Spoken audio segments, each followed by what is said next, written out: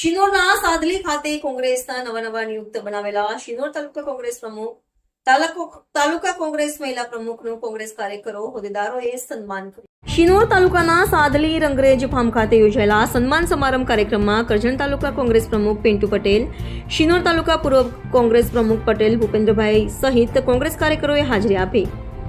Vote ચોર ગાદી છોડ સહી ઝુંબેશ અંતર્ગત કોંગ્રેસનો કાર્યક્રમ યોજાયો। ઝુંબેશ ઉઠાવવામાં આવી હતી। શિનોર તાલુકાના ટિમ્બરવા ગામના પટેલ અમૂલભાઈને શિનોર તાલુકા કોંગ્રેસ પ્રમુખ બનાવાયા, જ્યારે વૈશાલીબેનને શિનોર તાલુકા કોંગ્રેસ ઉપપ્રમુખ નિમાયા।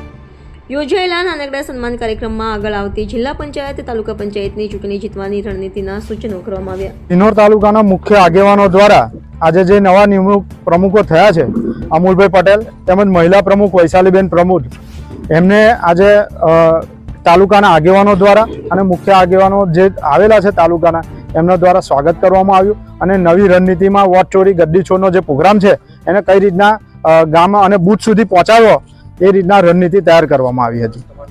પિન્ટુ પટેલ વેમાડી।